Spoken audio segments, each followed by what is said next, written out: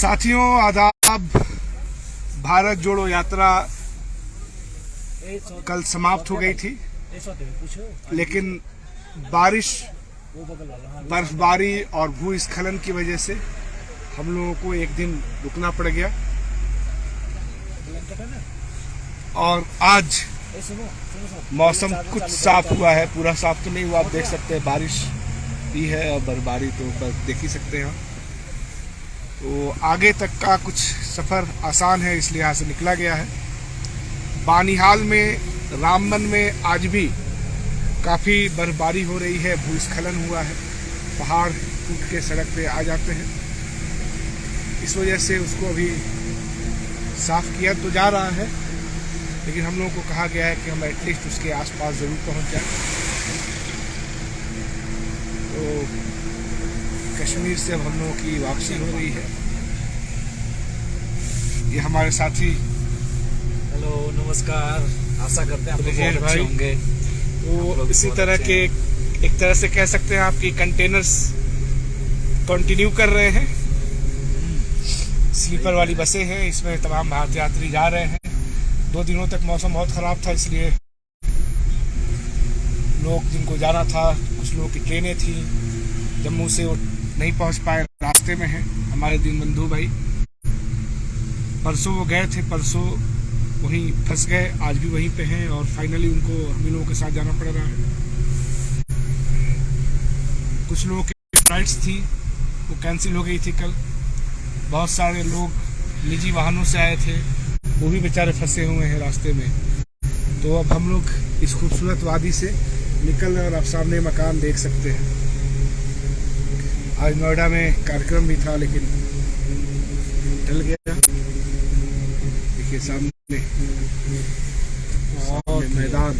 हम लोग दरअसल कैंप में ही रह गए, इतनी ठंड थी, बाहर नहीं देख पाए। बाहर का दृश्य तो और भी खूबसूरत लग रहा है। ये पार्क्स हैं और पार्क पूरे ढके हुए हैं, देखिए बर्फ से पूरे ढके हुए हैं। जब यहाँ बर्फ गिरती है तो उसको शीन मुबारक कहते हैं, एक दूसरे को बधाई देते हैं शीन मुबारक कह के। ये कश्मीरी ज़बान में कहा जाता है। आपने वीडियो देखा होगा राहुल जी का, प्रियंका गांधी का, शीन मुबारक वो कह रहे थे। तो जब भी यहाँ बर्फबारी होती है उसकी बधाई लोगों को दी जाती है। कठिन जीवन है लेकिन प्राकृतिक जीवन है। यहाँ किसी भी तरह का प्रदूषण नहीं है, पानी साफ है, हवा साफ है और सबसे अहम कि बहुत ही साफ मन वाले लोग यहाँ मिलते हैं, उनका मन भी साफ है।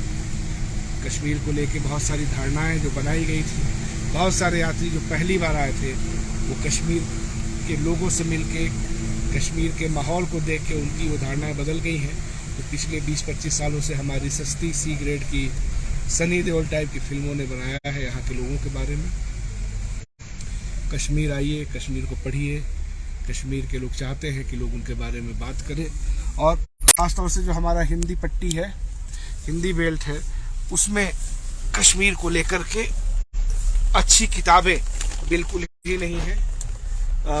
अंग्रेजी में आपको बहुत सारी किताबें मिल जाती हैं, लेकिन हिंदी में नहीं मिलता। नॉर्थ ईस्ट में जहाँ हम कहते हैं कि वो डिस्टर्ब्ड एरिया है, वहाँ के लोग क्या सोचते हैं, वो किताबें भी हमको हिंदी में नहीं मिलती हैं। हिंदी का जो एक आम साहित्यिक लेखक है वो इन सब चीज़ों से थोड़ा कटा हुआ है। जो कुछ पत्रकार हैं उन्होंने ज़रूर किताबें लिखी हैं, या तो वो किताबें बहुत ही एकेडमिक हैं, बहुत ही डिप्लोमेट जो पुराने रहे उन्होंने डिप्लोमेसी के बारे में लिखा है, लेकिन फिर भी खोज के पढ़ने की ज़रूरत है। ख़ास तौर से एक किताब ज़रूर पढ़नी चाहिए, माई वाजपेयी ईयर्स। ये एस दुलत की किताब है, जो यहाँ पे कश्मीर चैप्टर के हेड थे IB के। उन्होंने बहुत ही अच्छी किताब लिखी है। उनके आर्टिकल्स भी आपको पढ़ने चाहिए। अगर आप टाइप करेंगे तो गूगल पे द हिंदू या तमाम जगह आपको मिल जाएंगे। और ये वो लोग हैं जिन्होंने यहाँ पे काफ़ी समय बिताया है, आर्मी को लीड किया है। और अगर आप देखिए, मुझे लगता है, मैं इस बात को हमेशा मानता हूँ कि हिंदी पट्टी को जानबूझ करके नॉर्थ ईस्ट की रियलिटी से, कश्मीर की रियलिटी से उनको दूर रखा गया है। इसीलिए साहित्य बहुत अच्छा लिखा गया है। ये किताबें बहुत हैं नॉर्थ ईस्ट पे, कश्मीर पे, लेकिन दुनिया भर की किताबें हिंदी में अनुवाद होकर के आ जाती हैं, लेकिन इन मसलों पे लिखी गई किताबों का आपको हिंदी संस्करण नहीं मिलेगा।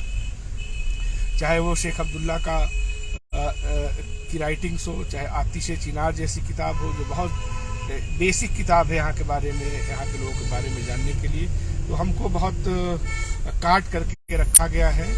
सच्चाई हम तक नहीं पहुँच पाई है, लेकिन अब तो इंटरनेट का ज़माना है, आप आसानी से इन तथ्यों को जान सकते हैं। छत्तीस सिंहपुरा मैसेकर के बारे में हम तमाम लोगों से बात करते हैं तो उनको उसके बारे में जानकारी नहीं है, क्योंकि बहुत बड़ा एक स्टेट स्पॉन्सर्ड वो घटना थी, हर आदमी यहाँ का जानता है। तो बहुत सारी चीज़ें हम जानेंगे तो हमारी धारणाएं भी बदलेंगी। एक किताब आपको ज़रूर पढ़नी चाहिए, बशारत पीर जो जर्नलिस्ट हैं, उन्होंने एक बहुत अच्छी किताब लिखी है जिसका नाम है कर्फ्यूड नाइट्स।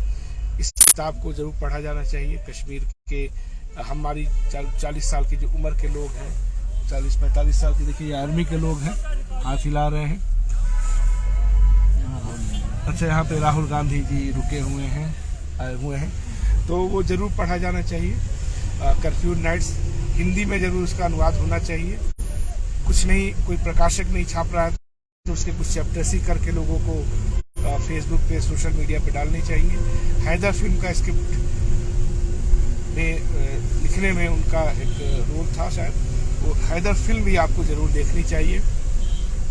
और आपको देखनी चाहिए एक बहुत ही अच्छी फिल्म संजय काक की जश्न आज़ादी।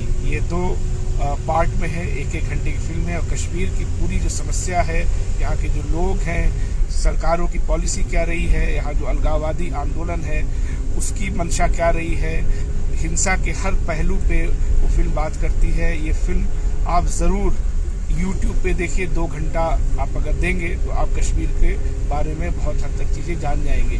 कश्मीर और देशभक्ति के नाम पे जो हिंसा वाली फिल्में हैं उसको आप देखने में 3 घंटा बर्बाद कर देते हैं, कुछ समझ में भी नहीं आता है, आपका कन्फ्यूजन और बढ़ता है। तो ये जो किताब है और जो हैदर फिल्म है, या फिर जो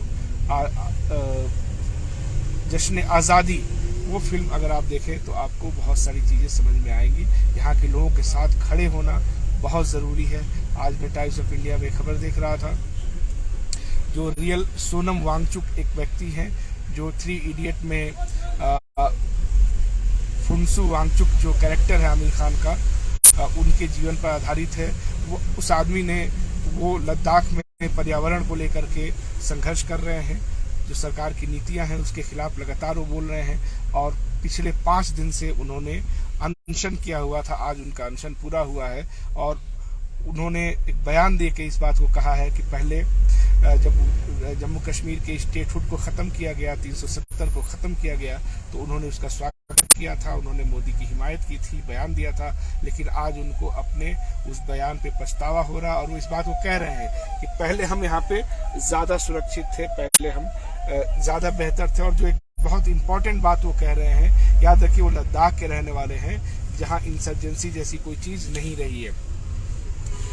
वो आज कह रहे हैं कि यहाँ का जो प्रशासन है, यहाँ के जो लेफ्टिनेंट गवर्नर हैं, वो बहुत प्रयास कर रहे हैं कि किसी भी तरह यहाँ पे अलगाववाद का बीज बोया जा सके, ताकि यहाँ का युवा मिलिटेंसी की तरफ जाए।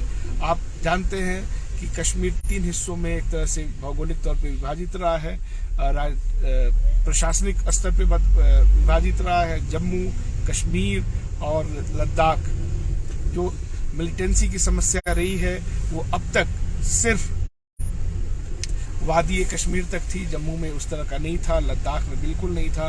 लेकिन आज एक स्कॉलर, मैग्सेसे अवार्डी, एक सामाजिक मुद्दों पे काम करने वाला एक व्यक्ति अगर इस बात को कह रहा है कि लद्दाख में भी अलगाववाद के बीज बोने की कोशिश सरकार कर रही है, तो ये बहुत ही घातक परिणाम देगा। इस पे भी हम लोगों को सोचना चाहिए। लेकिन इन सब चीज़ों पे आप सोच तब पाएंगे जब आप कश्मीर की हालात को बेहतर तरीके से पढ़ेंगे, समझेंगे। या जो अभी मैंने फिल्म बताई जश्न आज़ादी, अगर आप टाइप करें जश्न आज़ादी संजय काक, तो वो फिल्म आपको देखने को मिल जाएगी। एक बहुत ही अहम बात जो कल राहुल गांधी जी ने कहा, उन्होंने आर्मी और यहाँ के लोगों दोनों को एड्रेस करते हुए इस बात को कहा कि हिंसा किसी के लिए भी अच्छी नहीं है। हिंसा पे जब अपने लोग होते हैं तो वो किसी के लिए भी अच्छा नहीं है। वो नहीं चाहते कि जिस तरह उनके दादी की हत्या के बाद या उनके फादर की हत्या के बाद उनको स्कूल में और कॉलेज में फ़ोन कॉल्स आए और बताया गया कि आपकी दादी की हत्या हो गई है या आपके पिता की हत्या हो गई है। वो नहीं चाहते कि इस देश के किसी भी सैनिक को और कश्मीर की आवाम जो आम लोग हैं उनके घर इस तरह का कोई फ़ोन कॉल जाए और जिसमें उनको बताया जाए कि उनके प्रियजन की हत्या हो गई है। इस हत्या को, इस टेलीफोन कॉल्स को रोकने के लिए उन्होंने इस यात्रा को की। उन्होंने एक बहुत ही शानदार भाषण कल दिया। मैं इस पूरे यात्रा में उनके साथ रहा।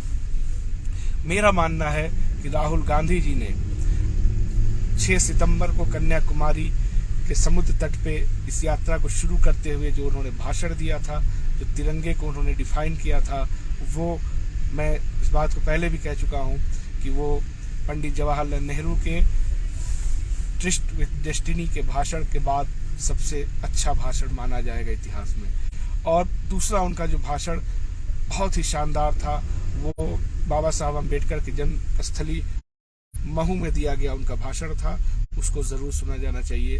और कल के भाषण ने ये साबित कर दिया कि राहुल गांधी अब एक नेता नहीं है, एक स्टेट्समैन है। और जो 10 साल 5 साल दूर जो एक देखने की पंचवर्षीय चुनाव वाली राजनीतिक व्यवस्था में जो एक मजबूरी होती है या एक आदत पड़ी रहती है किसी नेता को, शायद वो उससे बहुत आगे की बात कर रहे हैं। और वो हमारे मुल्क की आवाम के 100 साल बाद के भी राजनीति को, उसके समाज को देखने की क्षमता उनके अंदर है। उसकी भलाई, उसका किस में बेहतरी है, किन पॉलिसीज की ज़रूरत उनके लिए है, इस पे वो बात कर रहे हैं। तो आपको तीनों ये भाषण जरूर सुनना चाहिए। और मैं फिर आपसे कहूँगा कि कश्मीर पे आप ज़रूर, अभी अगर आप ऑर्डर कर सकते हो तो ये किताब ज़रूर पढ़नी चाहिए, कर्फ्यू नाइट्स, क्योंकि कश्मीर के हालात, जो भारतीय जनता पार्टी है उसकी जो नीतियां हैं, उसका जो नीयत है, उससे लग रहा कि अभी इसको और बिगाड़ने की कोशिश होगी। जहाँ तक मेरी समझ है, जिस पर मैंने 10-15 सालों में जो भी समझा है, लिखा है, वो ये कि इसको 3 हिस्सों में बांट दिए हैं। अब ये कश्मीर को एकदम एलिनेट कर देंगे और उसके निशानात यहाँ मिलने लगे हैं, क्योंकि यहाँ जो सरकारी कर्मचारी हैं वो बता रहे हैं कि 2014 के बाद से दोबारा जो भी नौकरियां निकली हैं कश्मीर के लोगों को, उसमें कोई जगह नहीं दी गई है। और यूटी जब ये बना तो जम्मू, तो जो लद्दाख के लोग हैं, लद्दाख के जो कर्मचारी हैं, उनका जो सैलरी है वो चंडीगढ़ और दिल्ली के बराबर है। लेकिन जो कश्मीर के लोग हैं, जो जम्मू के लोग हैं, उनकी सैलरी पौंडीचेरी के बराबर है। यानी उसमें काफ़ी डिस्पैरिटी है, काफ़ी कमी है। तो एक तरह से एलिनेट करने की कोशिश हो रही है कश्मीर को। मेरा मानना है कि जो राइट विंग की पार्टी है वो इसको एक फिलिस्तीन मॉडल देना चाहती है।